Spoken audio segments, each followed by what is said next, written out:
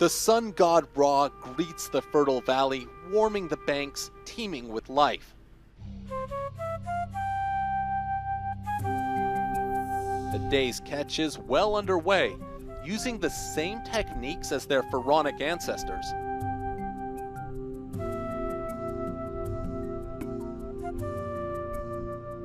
There's a serenity to the stillness of the Nile, only disturbed by our boat and home for this journey, the Sanctuary Zain Nile Chateau, a classic dahabeah or sailboat. Aristocrats and wealthy travelers leisurely sailed on these boats during the days of Egypt's monarchy. But in this world of timetables and unreliable wind, the sails remain furled and a tugboat takes over.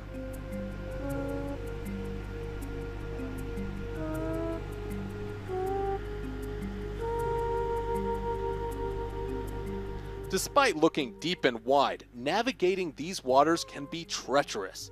Forget your map and GPS, we have Captain Ahmed Ali Khalil. Born on the Nile, he's sailed these waters for well over half a century.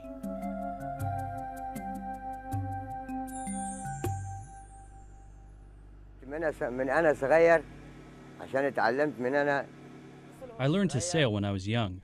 The craft is all in my head. Even when I sail at night, I know the directions, whether right or left. This is the lesson of life. I love dahabeah. It's prestigious. Unlike the cruise liners, this is sailing. When we sail, it's quiet. Sailing runs in Khalil's blood. His father taught him the ropes, as did his father before him. A man of the Nile, Khalil used to sail as far south as Sudan, but Egypt's high dam put an end to that. What I miss is the state of the Nile. It has changed. There is less water. In the summer, there used to be an increase in water. There was enjoyment in the old days. Everything was cheap, and everything was sweet. We open the sails for a while, but it becomes apparent that they're causing drag. So Captain Khalil instructs the hands on deck to furl the sail. He keeps a close eye, making sure it's stowed correctly, a full-body task. Khalil may be short in stature, but he commands enormous respect.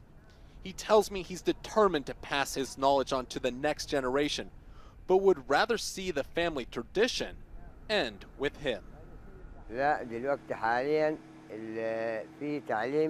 Currently, we teach the boys the craft and take the girls to schools. If the boys find a job away from the Nile, then they take it. But for me, the Nile is my drug.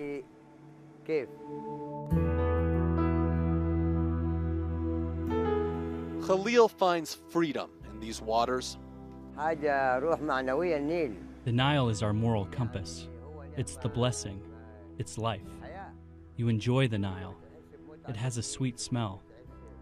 It's the greenery, the water, and the beautiful face, as the saying goes. Watching him and the others work is like peering back in time. Khalil navigates us to our next destination. We make port of call in Edfu. I'm told the temple here is one of a kind. To get there, we hitch a ride.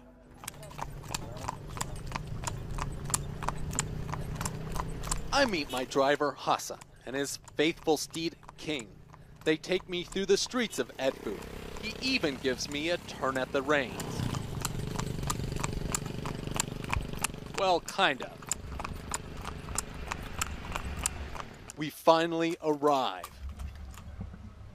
Put your imagination away for this one, because you won't need it. Edfu Temple is the most intact in Egypt. Hala tells me it depicts the grandest family feud of them all, an epic battle between the gods Horus and Set that has a connection to modern times.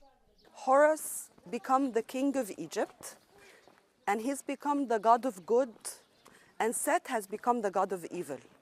And Set is nothing more than Satan in English and Shaitan in Arabic. He is the god of evil on this world.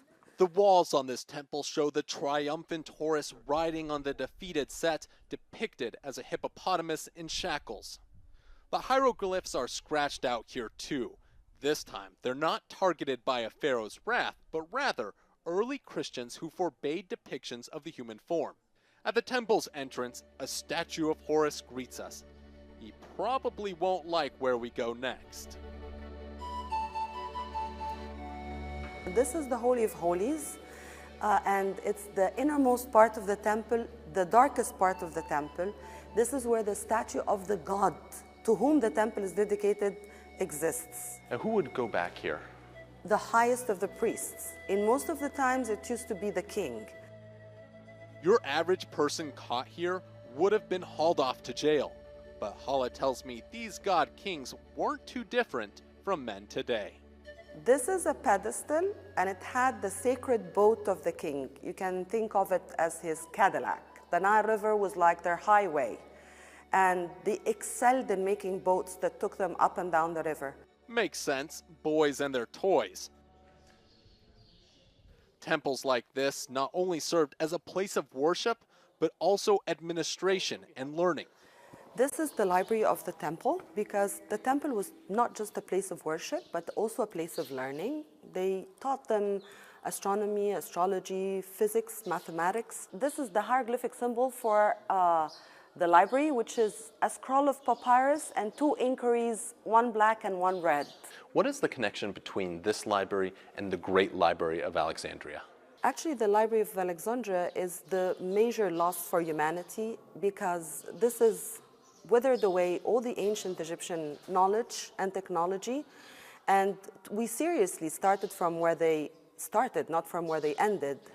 Hadn't had this burning happened, the whole history of Egypt would have been written differently, because today the West regards the Greek philosophy and the Greek scholars as the oldest, when actually the Greek scholars and philosophers got their knowledge from the Library of Alexandria. They were taught in the Library of Alexandria. A moment in time so pivotal, it had earth-changing consequences. It also highlights the importance of knowledge. Could it have saved the Egyptian civilization from conquest? Would these temples still be in use? I ponder this as we return to our boat to continue south. Next up on our journey, Aswan, where we'll get a lesson in history through music.